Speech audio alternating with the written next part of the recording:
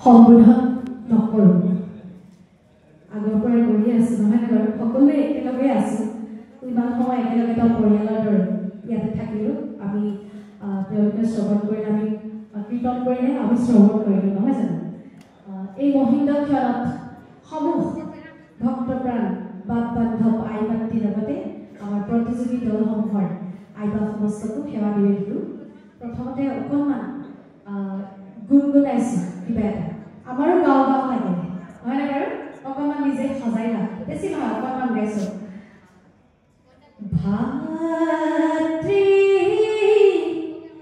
তেজিলে ভাই বিভীষণে ৰামৰ ভক্ত হিতু ধৰ্মৰ কাৰণে অধৰ্ম দেখিয়া ভাতৃ বুলিলে শুনা হৰবচন নুহি ধৰ্ম ইটো পৰস্ত্ৰী হৰণ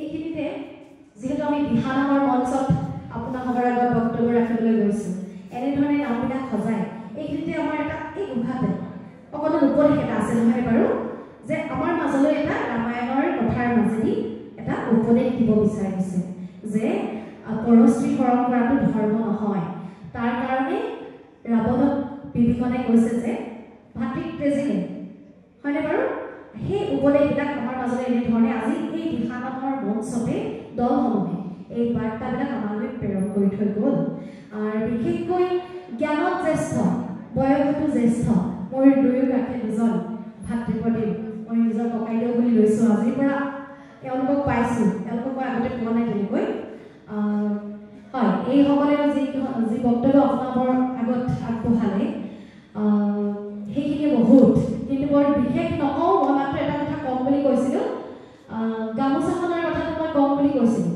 গামোচাখনৰ কথা মই ক'বই লাগিব প্ৰতিখন মঞ্চতে কৈ আহিছোঁ যিহেতু বিহু আহি আছে নহয়নে বাৰু মৰমকে দিহে দি স্নেহকে বানি দি ঐ চিনাইটো লৈ বাচিছোঁ মৰমৰ ফুলে পাহি আজি কিন্তু বহুকেইটি দলৰ কান্ধত মই সেই চেনেহীয়ে চেনাই লৈ বৈ দিয়া সেই গামোচাখন সেই বিহুৱানখন সেই ভকতি বস্ত্ৰখন কিন্তু কান্ধত লোৱা নেদেখিলোঁ বহিৰাগত বনোৱাই বনাই দিয়া সেই বেপাৰীয়ে বনাই দিয়া সেই গামোচাখন কান্ধত লৈ কেইটিমান দলে সংস্কৃতি ৰক্ষা বুলি কৈছে কিন্তু সংস্কৃতি ৰক্ষা তেনেকৈ নহ'ব এই বহিৰাগত অপসংস্কৃতিবিলাক যদি আমি কান্ধত আনি লওঁ তেতিয়া কিন্তু আমাৰ সংস্কৃতি ৰক্ষা নকৰিব আজিৰ পৰা এই মঞ্চৰ পৰা আমি সকলোৱে গামোচাখন ত্যাগ কৰিব লাগিব কৰিবনে নকৰিব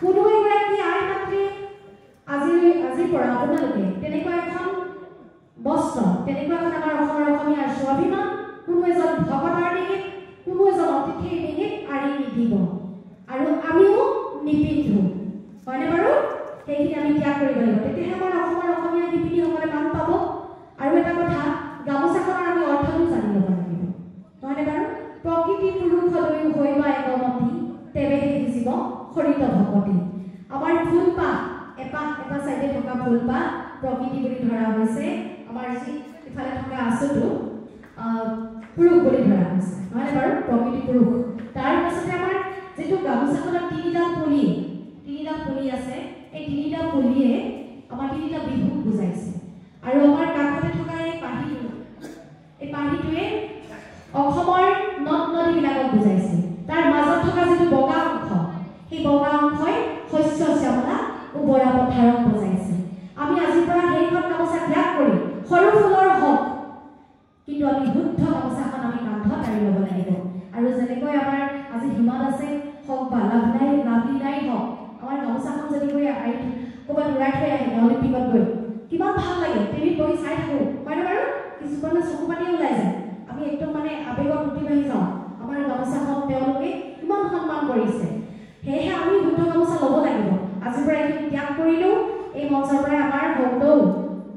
ডিমৌবাসী প্ৰতিঘৰ ৰাইগৰাকীয়ে আৰু প্ৰতিজন বাপ বান্ধৱ সমস্তই আজিৰ পৰা এই গামোচা ত্যাগ কৰিব। তাৰপাছত মই ৰিহাখনৰ কথা কওঁ। ৰিহাখন যিহেতু আমাৰ আইসকলৰ বস্তু, আমাৰ চিনস্বৰূপে ব্যৱহাৰ কৰা হয়। আগৰ দিনত চাব আপোনালোকৰ আইতাসকলৰ বাকচত যদি ৰিহা আছিলে, সেই ৰিহাখনত আগটো এটা চাইডে কলা আৰু এটা চাইডে ৰঙা দুটা কেঁচ বচা থাকে। যিগৰাকী মানে আমাৰ পৰিবাৰৰ স্বামীজন ঢুকাইছে, তেখেতৰ ৰিহাখন সেইগৰাকীয়ে কেনেকৈ পিন্ধিব লাগে, কলা আগটো আগফালে বহাই পিন্ধিব লাগে। আৰু যিগৰাকী মানে স্বামীজন আছে তেখেতে ৰঙা আগটো বহাই পিন্ধে, হয়নে বাৰু? আজিকালি আমাৰ ৰিহাৰ ৰং বিভিন্ন ধৰণৰ হৈছেগৈ, সেউজীয়া হৈছেগৈ, নীলা হৈছেগৈ, নহয়নে বাৰু? হালধীয়া হৈছেগৈ। কিন্তু আমাৰ এইটো এটা চিনস্বৰূপে ৰিহাখন ব্যৱহাৰ কৰিছিলে। আৰু সেন্দুৰৰ কথাটো মই কমেই, সেন্দুৰ আমি ল'বই লাগিব। সেন্দুৰ হৈছে আমাৰ সীমন্তমণি, যাৰ হেৰাই গৈছে তেওঁহে বুজি পায় সেই সেন্দুৰৰ মূল্য কিমান। আমি সেন্দুৰবিলাক নলওঁ, আজিকালি বজাৰত পোৱা টিপ ফুটবিলাক লওঁ, নহয়নে বাৰু? আমাৰ সংস্কৃতিক হেৰাই যাবলৈ দিব নালাগিব।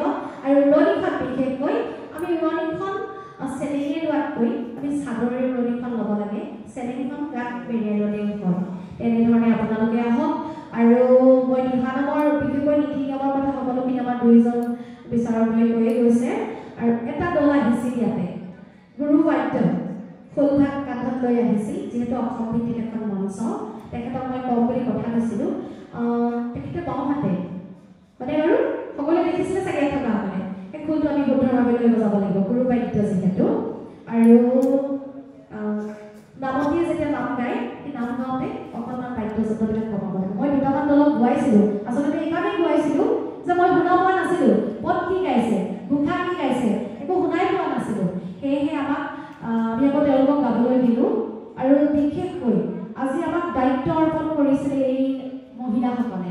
আপোনালোকে যি দায়িত্ব পালন কৰিবলৈ আমাক আমন্ত্ৰণ জনালে, আমি এইখিনি পালন কৰিবলৈ যাওঁতে হয়তো আমাৰ নথৈ প্ৰতি অপৰাধো হ'ব পাৰে।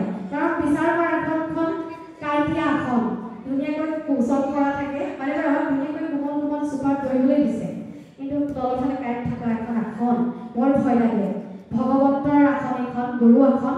সদায় আমি গুৰু আসনখনৰ মান মৰ্যাদা এই সকলোখিনি ৰক্ষা কৰিবলৈ আমি চেষ্টা কৰি আহিছোঁ। প্ৰভু ভগৱন্তৰ লগতে আপোনালোকৰ আমাক আশীৰ্বাদ সদায় লাগিব। কাৰণ ইয়াত আমাৰ কোনো নিষ্পৰ আপোনপৰ নাই, মাত্ৰ আমি দিহানামৰ দল হিচাপে চাম। যদিও মোৰ ইয়াত বাই ভনী, মোৰ নিজৰ সন্তানেই যদি ইয়াত পৰিৱেশন কৰি থাকে, সেইটো সময়ত যদি ভালকৈ গায় তেতিয়াহে পাব, যদি বেয়াকৈ গায় কিন্তু নাপায়। আমাৰ দৃষ্টিত সদায় আমি এইধৰণে চেষ্টা কৰোঁ। ইয়াত কোনো আমাৰ বেলেগ কোনো কথা বতৰা আমাৰ নাথাকে। আজি আৰু এটা কথা মোৰ ভাল লাগিছে, দুইজন কাষতে আছে, তেওঁলোকৰ লগত যে একদম সমান সমান মাৰ্ক।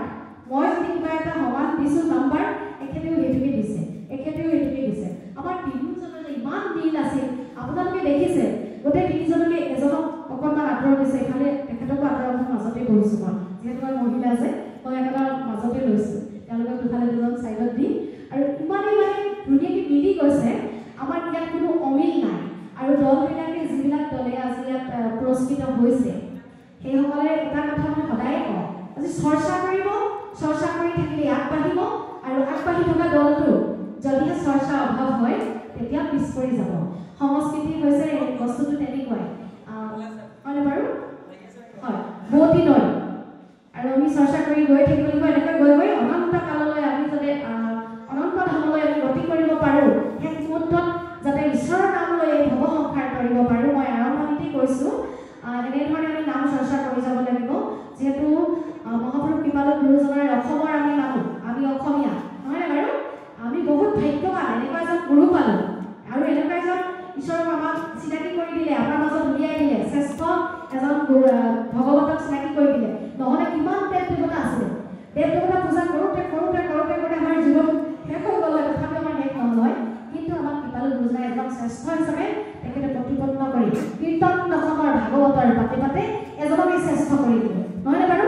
সেইজনক উলিয়াই আনিলে। আজি দিহানামতো আমি সেইজনকে শ্ৰেষ্ঠ হিচাপে আপোনালোকৰ মাজলৈ বাৰ্তা হিচাপে আমাৰ দলবিলাকে প্ৰেৰণ কৰে। আৰু ভাল লাগিছে এইকাৰণে মোৰ দলবিলাকে নতুন নতুন নামবিলাক গাবলৈ লৈছে, কাৰণ অধ্যয়ন কৰিছে। অধ্যয়ন নকৰিলেতো আজি ইয়াত নাম গাব নোৱাৰে কোনেও, হয়নে বাৰু? সকলোৱে নামবিলাক সজাই তুলিছে, লিখি আপোনালোকে লিখক